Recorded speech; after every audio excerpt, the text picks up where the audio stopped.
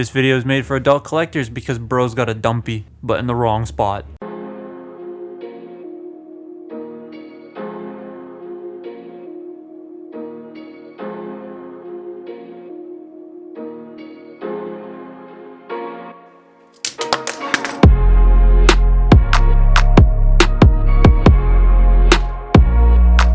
Is one of those lines I want to get at least one version of every mold in, so that means I have to get the stinkers too. This one is notorious for being bad, and honestly, it's not that bad. I mean, it's not great, but it's not horrible. This version comes with a Scout class toy that I don't have and I'm really not that interested in, so I just got this for the Sideswipe. And I mean, it's not great. And our first talking point is going to be about what's not great, but it's not the worst Human Alliance toy in my opinion. That still goes to Leadfoot. Let's just get the massive elephant in the room out of the way.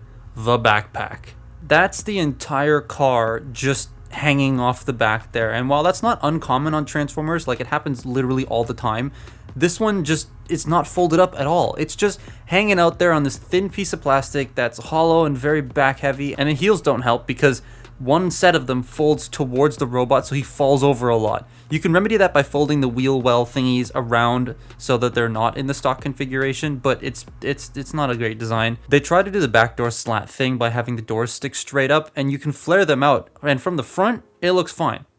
I think they nailed the front silhouette of this guy. But from any other angles, it's just meh. I will say, it does capture the look of Sideswipe pretty well.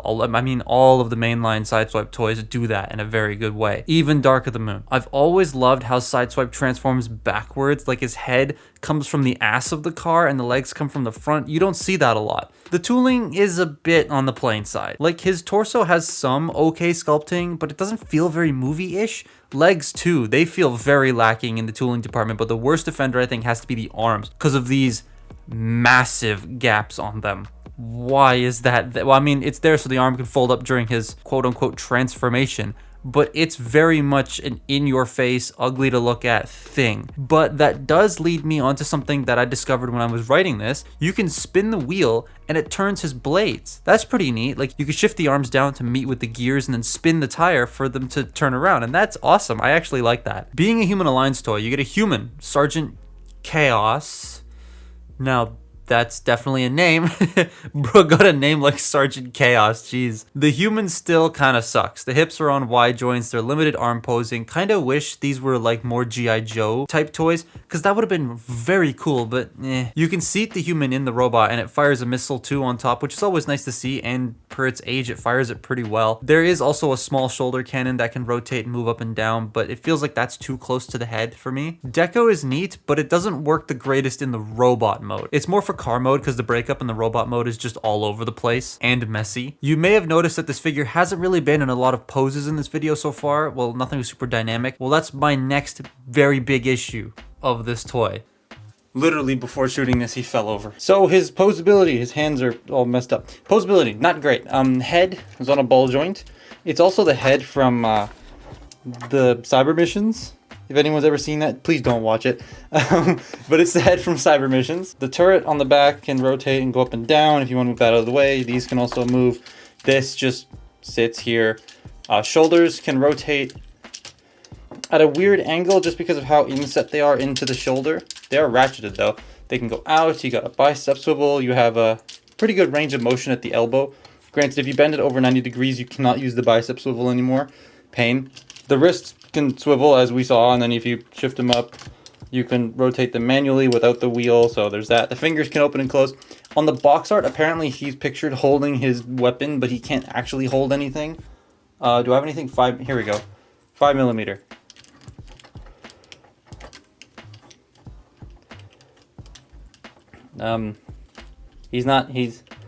He can't hold it. Oop. Pain. Nothing at the waist, just because this whole thing slides up and down. The hips. So Revenge of the Fallen did this thing where they would have the hips on these little rubber pieces as well as swiveling forward and back because that's how it's designed. And then in Dark of the Moon, they would change it to just be the ball joints, which is a much better system because the legs only go forward that far and then they start to go back again. And they don't go back at all because of these rubber bits. And then they go in and out here, up here. So it's very strange. You do have a thigh swivel, sort of, but again, these just kind of limit that. The knee bend is literally, oh, see, if you extend the legs all the way, these come out from here. It's really strange, but the knee bend is just up in his thigh. Almost a shin. It's up in his thigh, but if you want the knee to look a little bit more natural, you can just sort of compress his leg. Ah, great, now all this is stuck. Compress his leg a little bit to make it look like his knee's bending a bit more, I guess. And then there's a dog barking. And then there's nothing at the foot. It's... There he goes. Oh, his missile fired. That's all he does. It's really annoying. I don't like posing it. Like, he looks fine just standing there, honestly, from the front to me. Like that. Oops, stand up, you idiot. Like, that looks fine. But if you try to get him in any sort of pose, the legs just do not cooperate. Transformation on this is... Well, it's very much like all the other Sideswipes that exist out there. This one is a bit more fiddly because you have to deal with the seats and the missile storage, which doesn't really like to hold the missile super well in on mine. But the worst part is those arms. Okay, these, I hate doing this. So you have to, like, unpeg it, and then just sort of pull this down and fold these in. But the way they accordion in, it doesn't allow for a lot of movement. Because you gotta get the hand past this. You gotta get this tabbed into here, and I've already pushed the seat again.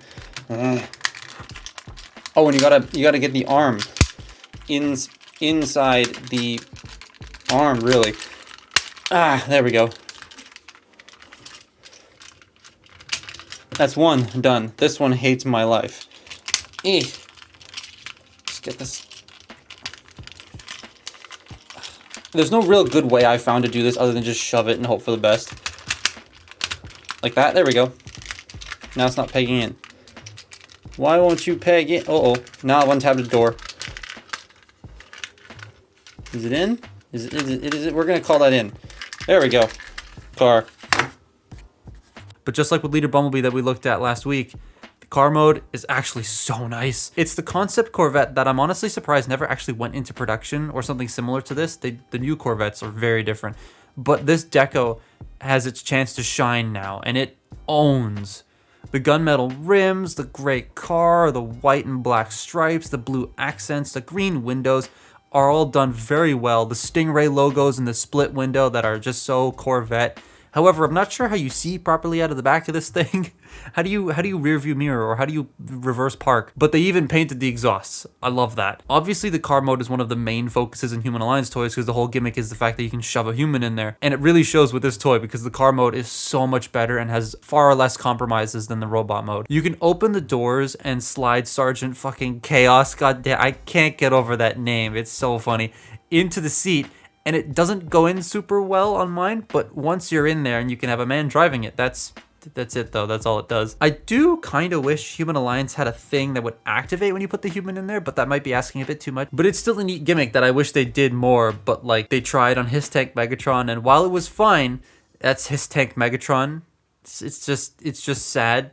So sad that it's in the sold pile because I sold it to one of my friends. The paint on this guy is super durable too. It was at the bottom of the same bucket Bumblebee was in, and it was like, I've only found 2, maybe 3 small paint chips on it, meaning it survived sitting under there for a while. And having frequented that store quite a bit recently, I know it's been there for a while. So yeah, it's survived. That's pretty good. Oh, and there's molded brakes and shit, so that's epic. I really love the car mode. It's the best part about this thing, and it works very well. But the robot just falls short in a lot of areas. Perhaps if I started with this Human Alliance toy and not with Jazz, who is like the best Human Alliance toy, then I would probably feel a bit different. But compared to the others, it's just not great overall. It's just not a fun package. But it's still a lot more fun than Leadfoot, in my opinion, because at least I can transform it. I got this for like 10 bucks, and if you can find it for that price and you want to collect Human Alliance toys like me, then yeah, I'd say it's totally worth it. But if you want to Sideswipe, there are just plenty of other good ones out there.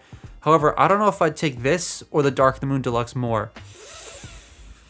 Probably gonna have to go with this because I really hate that Dark of the Moon Deluxe. But that's my look at Human Alliance Sideswipe. Follow me on Twitter and Instagram, and I will see you next time. Bye-bye.